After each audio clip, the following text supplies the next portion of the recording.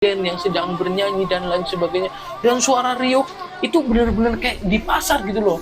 Sobri ini bingung banget, dia itu batin loh. Tadi aku sendirian nih di sini, gelap banget.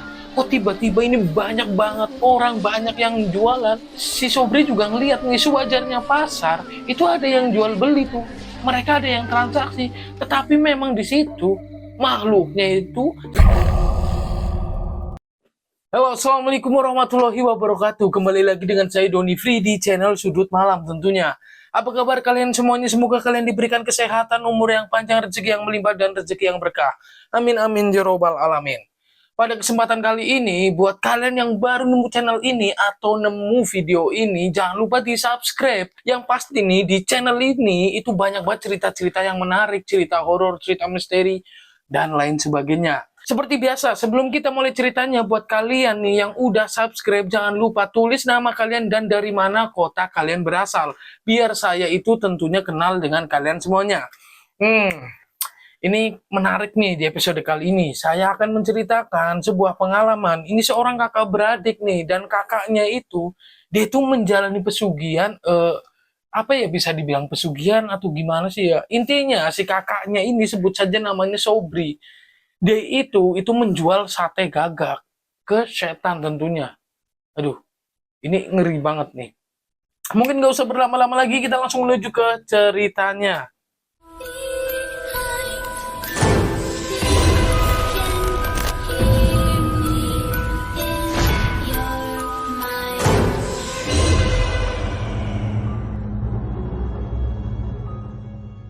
Sebut saja namanya Sobri. Dia ini kakak beradik nih, dan adiknya itu namanya Udin. Dan mereka berdua ini memang berasal dari keluarga yang sederhana lah. Bisa dibilang juga mereka itu serba kekurangan nih. Jadi dari orang tua mereka itu hanya seorang petani, dan mereka berdua ini dia pun gak pernah sekolah nih, si Sobri dan si Udin. Akhirnya hingga pada mereka berdua ini menikah, mereka juga tentunya kesulitan ekonomi. Nah, di sini si Sobri ini itu menjelaskan sama si adiknya, sama si Udin, bahwasanya temennya si Sobri itu pernah menjalani pesugihan, itu menjual sate gagak dan sate bulus. Nah, di sini si Sobri tertarik nih. Mungkin karena kurangnya pondasi iman, si Sobri dan si Udin ini, kakak beradik ini, akhirnya berniat nih untuk melaksanakan pesugihan ini. Tetapi di sini yang akan terjun melakukan dan ritual itu adalah si Sobri. Jadi si Udin ini itu hanya untuk menemani si Sobri atau menemani kakaknya. Dan mereka berdua ini itu udah berkeluarga nih. Masing-masing dari mereka itu sudah mempunyai anak. Si Sobri ini sudah mempunyai 2 orang anak. Sedangkan si Udin itu baru memiliki 1 orang anak. Dan singkat cerita, mereka berdua ini sudah sampai ke tempat juru kunci. Itu masih berada deket sih dengan daerah atau dari tempat tinggal mereka. Di sana ternyata itu tidak mudah prosesnya, bro. Bahwasanya si Udin ini menuturkan, padahal mereka berdua saat berangkat dari rumah itu udah yakin banget, wah kaya nih, gampang nih, nggak usah ribet-ribet kerja lagi nih. Mereka berdua jual tenaga tapi upahnya kecil, mending kayak gini nih, ngelakuin pesugihan, nggak begitu capek-capek amat, tapi mereka berdua ini dapat cuan yang banyak. Nah, tetapi ternyata ketika mereka sampai di tempat si juru kunci, itu nggak mudah, bro. Banyak banget persyaratannya. Jadi mereka berdua ini juga disuruh membayar mahar. Maharnya memang ya nggak terlalu mahal sih. Mereka berdua ini harus membayar 2 juta rupiah. Itu menurut si juru kunci itu untuk ijab. Nggak tahu ya ijab apa ya, intinya mereka harus membayar uang 2 juta rupiah. Dan si Sobri ini dia itu harus melakukan puasa nih, dan puasanya ini itu beda dengan puasa yang lainnya, karena si Sobri ini dalam melakukan berpuasa ini, ketika waktu bukanya dia itu tidak boleh memakan makanan yang berada atau yang ada unsur hewannya. Jadi seperti telur itu nggak boleh dimakan, daging, pokoknya, dan bumbu penyedap rasa juga nih, yang ada unsur hewaninya, dia itu tidak boleh mengonsumsi. Jadi benar-benar si Sobri misalkan mau makan, kalau tahu, ya tahu digodok gitu, atau direbus. Tempe juga direbus, nggak pakai digoreng dan lain sebagainya, karena takutnya itu dalam kandungan minyak dan lain sebagainya atau bumbunya itu ada unsur hewani gitu loh. Dan puasanya ini pun nggak 1 atau 2 hari, tapi 7 hari nih. Nah, setelah mereka berdua ini sudah dijelaskan persyaratannya, akhirnya mereka berdua ini kembali lagi pulang ke rumahnya. Pada malam itu si Sobri dan si Udin ini berpikir nih, gimana nih, jadi apa enggak? Tapi kalau si Udin sih oke-oke aja, ayo-ayo aja. Soalnya kan yang mau menjalankan ritualnya itu adalah kakaknya si Sobri. Dengan penuh pertimbangan, akhirnya si Sobri ini mantap nih. Ya udahlah, ayo daripada kita susah terus nih. Nah, jadi rencananya nanti kalau si Sobri ini udah berhasil, adiknya ini si Udin juga akan mengikuti langkah kakaknya atau ikut mengikuti pesugihan tersebut, ikut ritual. Oke, dan singkat cerita pada keesokan harinya si Sobri ini sudah mantap. Si Sobri dan Udin pun kembali lagi ke tempat juru kunci tersebut. Di sana mereka itu menjelaskan bahwasannya dia udah siap atau mereka udah siap. Lah, mulai saat itulah pada keesokan harinya si Sobri ini sudah mulai berpuasa nih. Berarti ritualnya itu dilakukan setelah si Sobri ini berhasil puasa selama 7 hari gitu loh. Nah, di sini Sobri berpuasa nih 1 hari, 2 hari, 3 hari. Di sisi lain, Udin ini atau adiknya si Sobri, dia itu bertugas mencari uang untuk mahar tersebut, yaitu 2 juta rupiah tersebut itu loh. Jadi si Sobri ini melakukan ritualnya dan si Udin ini mencari uang untuk maharnya. Jadi benar-benar mereka berdua ini bagi tugas. Dan pada hari ke-7 ini, si Sobri ini nggak boleh tidur nih, benar-benar. Berarti dia itu berpuasa mulai pagi hari. Dan pada saat berbuka puasa, dia itu nggak boleh tidur sampai subuh nih. Lah setelah semuanya itu terlewati, baru saja nih Sobri ini kembali lagi ke tempat si juru kunci tersebut. Dia itu mengatakan bahwasanya puasanya itu udah berhasil. Nah, di sini mulai nih. Jadi si Sobri setelah itu diberikan rapalan doa, mantra sih lebih tepatnya, bukan doa. Nah, setelah si Sobri ini menghafalkan rapalannya, si Sobri ini dibawa ke tengah hutan nih pada saat malam hari. Dan di situ Udin juga ikut menemani kakaknya. Berarti pada saat itu mereka itu bertiga. Sesampainya di sana si Udin ini duduk nih di bawah pohon yang gede banget tuh. Nah, di situ si Udin ini sudah membawa daging dari burung gagak dan dari bulus. Nah, disitulah prosesnya si Udin ini membuat sate tersebut. Jadi sebelum dijual, si Udin itu membuat satenya di bawah pohon besar itu tuh. Lalu di situ si juru kunci ini sudah mulai menyalakan kemenyan, dupa, dan sudah membawa sesajen nih, banyak banget di situ. Nah, setelah sudah memasuki jam 3 dini hari, ritual itu selesai nih menurut si Udin. Jadi mereka bertiga ini kembali lagi ke rumah si dukun tersebut. Dan pada malam hari itu mereka berdua itu menginap di tempat dukun tersebut. Tibalah pada keesokan harinya, di sini sudah siap tuh. Berarti ada sate gagak, sate bulus itu udah ditusukin gitu. Nah, di sini si Sobri ini harus menyiapkan peralatannya kembali nih untuk menjual atau untuk membakar sate tersebut nih. Setelah persiapan, itu tibalah waktu jam 12 malam nih. Lah, di sini Udin ini udah nggak ikut nih. Udin hanya mengantarkan kakaknya ini si Sobri bersama juru kuncinya. Jadi mereka berdua itu masuk ke dalam hutan dan hutan itu benar-benar sepi banget. Seperti hutan itu jarang dijamah sama manusia nih. Ketika ia sudah sampai di hutan tersebut, untuk memasuki hutan yang lebih dalam lagi, di sini si Sobri ini hanya sendirian. Jadi dukunnya ini bareng sama si adiknya Sobri itu hanya menunggu nih. Lah, di sini sebelum si Sobri memasuki ke hutan bagian yang sangat dalam, dukunnya ini udah ngomong nih, kamu itu nggak boleh takut. Jadi nanti itu akan banyak ada makhluk di situ. Dia itu akan membeli sate kamu. Tetapi kalau di situ kamu takut, apalagi kamu sampai lari, kamu pastinya gagal nih. Lah, untuk informasi aja nih, di situ kan setan nggak tahu nih harga sate itu berapa. Jadi si Sobri ini dibawakan uang nih oleh si juru kunci. Jadi uang itu untuk sampel loh, untuk contoh.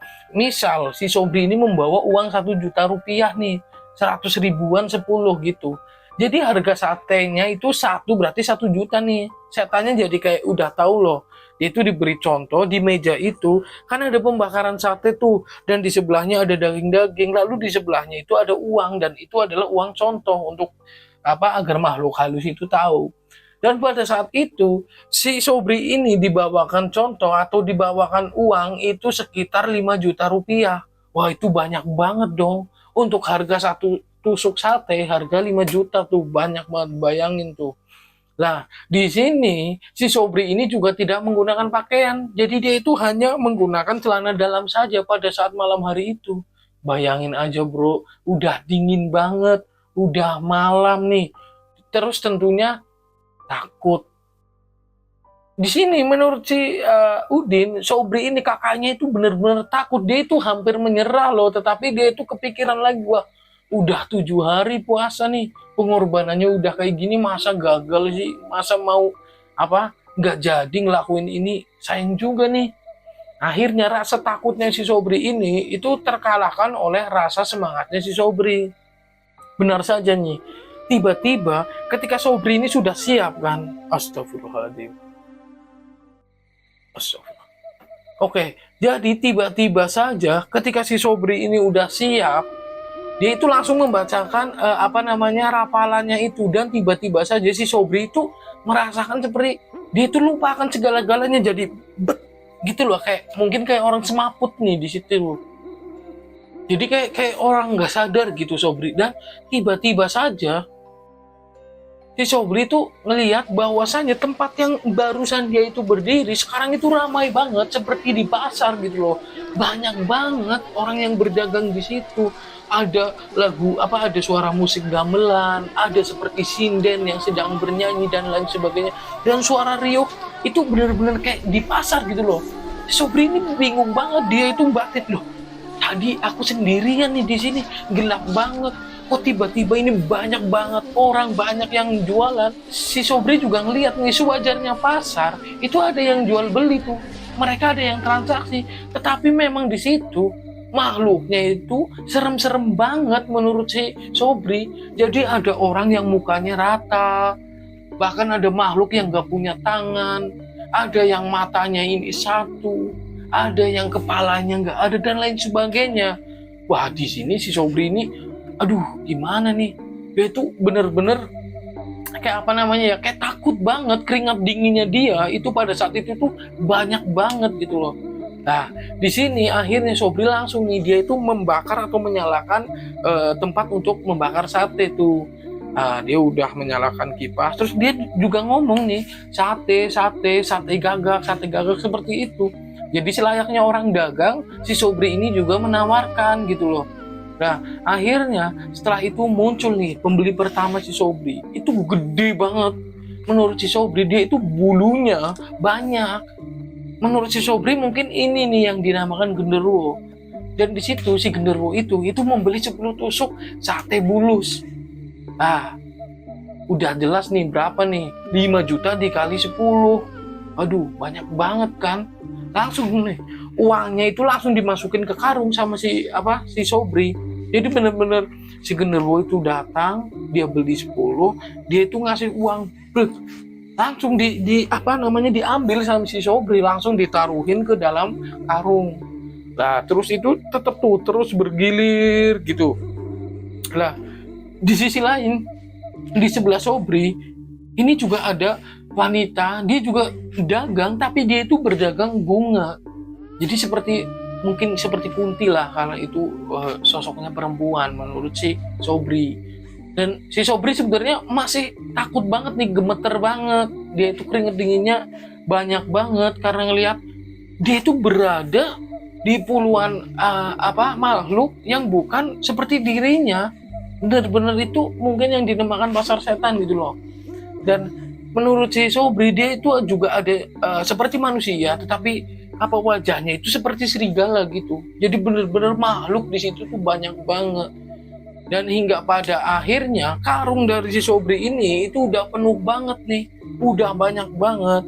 Dia itu sudah ada 2 karung uang di situ, dan dagangannya itu pada saat terakhir kalinya itu yang membeli merupakan sebuah tuyul nih, kecil menurut si Sobri. Dia itu botak, tetapi nggak seperti yang di TV-TV menurut si Sobri, jadi lebih menakutkan gitu loh. Dan akhirnya si Sobri itu udah habis dagangannya. Setelah dagangannya habis, si Sobri ini kembali merapalkan amalan atau rapalan doa yang diberikan oleh si juru kuncinya atau dukunnya. Setelah itu dia pun kembali tuh gitu. Jadi dia itu pada saat memasuki alam itu dan keluar itu benar-benar kayak orang nggak sadar, tiba-tiba aja gitu loh, gitu. Dia kayak kelupaan sesaat itu gitu. Dan dia udah balik lagi nih, udah di posisi gelap, udah nggak ada orang lagi, tetapi uang yang di dalam karung itu masih ada, dan dagingnya pun, satenya itu udah habis semua nih. Nah, di sini si Sobri ini langsung berberes. Dia yang awalnya takut, sekarang dia itu senyum-senyum sendiri karena ngelihat uang itu banyak banget. Bayangkan 2 karung loh. Si Sobri baru pernah tuh ngelihat uang sebanyak itu.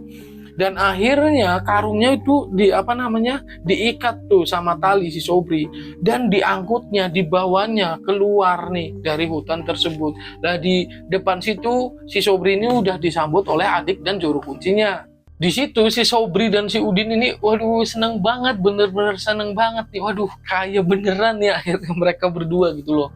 Akhirnya mereka tuh kembali lagi ke tempat si dukun lah.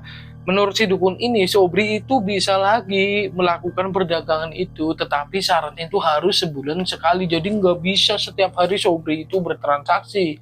Nah, akhirnya mereka berdua ini pulang kan. Mereka berdua itu mengendarai sepeda motor. Lalu di tengah perjalanan, si Udin ini, dia kan yang membawa motor, jadi Sobri ini bonceng dia itu bonceng adiknya. Dia itu merasakan kayak ada orang yang ngikutin gitu loh. Jadi ada orang kayak benda putih itu terbang gitu, melewati atau melintasi hadapannya si Udin ini, melewati depan motor gitu. Wah. Nah, di sini mereka berdua takut nih. Akhirnya mereka berdua ini tambah kenceng nih. Pokoknya sepanjang perjalanan pulang, mereka berdua ini nggak tenang banget. Katanya ada yang mencium aroma kemenyan, ada yang mencium aroma bunga melati, ada yang melihat makhluk dan lain sebagainya. Pokoknya aduh, itu jalan itu kayak dipenuhi dengan hal-hal seperti itu loh gitu. Dan sesampainya di rumah, mereka berdua ini langsung dibagi nih lah. Di sini si Udin itu diberi 50 juta nih oleh si Sobri. Waduh, seneng banget dong si Udin. Dan setelah diberi uang itu, mereka berdua ini langsung tidur nih. Jadi si Sobri sendiri itu dimimpiin bahwasanya ada genderuwo tadi yang membeli di tempatnya si Sobri. Itu meminta bahwasanya si Sobri ini besok harus balik ke sana lagi nih. Lah, di sini kan Udin nggak tahu apa-apa nih. Udin juga ikut dimimpiin loh. Bahkan di mimpinya si Udin, si genderuwo ini itu menggendong kakaknya, menggendong si Sobri. Dan itu terjadi itu selama 2 minggu, bener-bener mereka berdua itu dimimpiin dengan sosok yang sama. Jadi di dalam mimpinya itu pesannya itu si Sobri ini harus balik lagi ke alam mereka gitu loh. Jadi mereka itu kayak gimana itu nggak tahu, mereka itu pengen banget si Sobri berada di alam sana lah. Di sini akhirnya si Sobri dan si Udin ini mulai stres. Dia pun langsung mengunjungi juru kunci di mana dia itu melakukan ritual lagi. Dan menurut si juru kunci memang benar bahwasanya alamnya mereka itu atau makhluk-makhluk yang berada di alam pada saat si Sobri berdagang itu menginginkan Sobri untuk balik lagi ke sana. Dalam artian si Sobri ini harus mati gitu loh. Wah, di sini nih. Untung saja si Udin ini itu belum sempat, padahal kan dia pengen ngelakuin ritual kalau kakaknya udah berhasil. Untungnya di sini si Udin ini belum melakukan ritual. Nah, akhirnya mereka berdua ini bingung banget, takut dan lain sebagainya nih. Tetapi di sisi lain dukun tersebut itu tidak bisa menolong mereka berdua. Akhirnya walaupun mereka berdua ini malu, tetapi mereka berdua ini pengen aman nih. Mereka berdua itu mendatangi salah satu kiai yang berada di tetangga desanya. Nah, di sini si Sobri ini menceritakan semuanya. Tapi Pak Kiai ini juga kaget dan bingung. Wah, ternyata kok ada beneran ya bisa jual sate gagak dan sate bulus kayak gitu. Padahal menurut si Pak Kiai dari dulu itu dia itu nggak percaya bahwasanya ada orang melakukan pesugihan dengan cara seperti itu. Nah, Akhirnya setelah itu, akhirnya kiai ini itu memberikan solusi kepada si Sobri. Jadi si Sobri selama 3 hari itu harus menginap di tempat kiai tersebut. Kebetulan kiai ini itu mempunyai pondok pesantren nih, dan nantinya si Sobri ini akan di ruqyah gitu loh. Dan menurut si Udin pada saat itu kakaknya itu si Sobri itu hampir setengah gila udah, karena dia udah ketakutan dan lain sebagainya. Jadi setiap malam dia itu ketakutan, nangis gitu. Dia juga ngamuk-ngamuk gitu. Pokoknya dia itu kayak apa, ngelihat sesosok genderuwo itu katanya mau jemput dia dan istrinya pun bingung nih. Sedangkan si Udin ini nggak berani cerita apa yang dilakukan oleh kakaknya dan dirinya. Bener-bener si Sobri ini udah kayak frustasi banget. Bahkan menurut si Udin, si Sobri ini kakaknya juga udah pernah ngaitin tali ke sebuah jendela seperti mau bunuh diri gitu loh. Untung aja udah ketahuan nih sama istrinya. Dan akhirnya setelah 3 hari nih berada di pondok pesantren kiai tersebut, si Sobri ini udah membaik nih. Akhirnya dia pun dibawa pulang. Nah di sini akhirnya Sobri itu mengakui apa yang dilakukannya bersama adiknya si Udin kepada istri dan orang tuanya. Nah dan setelah itu Sobri ini akhirnya bertobat nih. Dia itu nggak mau kayak gitu lagi. Di sisi lain, si Sobri ini setelah menghasilkan uang tersebut, dia itu membuka toko nih. Jadi toko itu seperti toko distributor makanan, beras dan lain sebagainya. Dan tokonya juga berkembang sangat pesat loh. Nah, di sini akhirnya toko tersebut itu pun dijual, lalu uangnya disumbangkan ke pondok pesantren milik kiai tersebut. Dan akhirnya si Sobri ini kembali hidup sederhana. Nah, itu. Ya namanya pesugihan kan, bener kan, nggak ada pesugihan yang tanpa tumbal. Walaupun ini katanya itu tanpa tumbal, tetapi pada nyatanya si Sobri ini pengen dibawakan ke alamnya mereka, atau si Sobri ini akan mati. Nah di sini sih bener nih, si Sobri ini trauma berat nih menurut si Udin. Dan alhamdulillahnya sekarang si Sobri ini lebih mendekatkan diri dengan Allah Subhanahu wa Ta'ala. Menurut si Udin, kakaknya ini udah rajin sholat, dia belajar ngaji setiap hari, dan dia itu tetap bersyukur walaupun dia bertani dengan hasil yang ya mungkin hanya cukup untuk makan lah. Tetapi menurut si Udin, sekarang dia itu udah merasakan hidup tenang, hidup bahagia bersama keluarganya. Gitu, dan cerita pun berakhir. Jadi terima kasih ya buat teman-teman semua yang sudah menonton cerita ini sampai selesai. Tentunya buat teman-teman semua yang mempunyai pengalaman mistis mengenai pesugihan dan lain sebagainya dan pengen diceritakan ulang oleh saya, silahkan kirimkan saja ceritanya melalui nomor WhatsApp yang berada di bawah saya ini. Ini adalah nomor WhatsApp saya pribadi, silahkan kalian save, kalian boleh chat. Hitung-hitung kita tambah saudara. Dan akhirnya saya Doni Free pamit undur diri, sampai berjumpa di video berikutnya. Wassalamualaikum warahmatullahi wabarakatuh.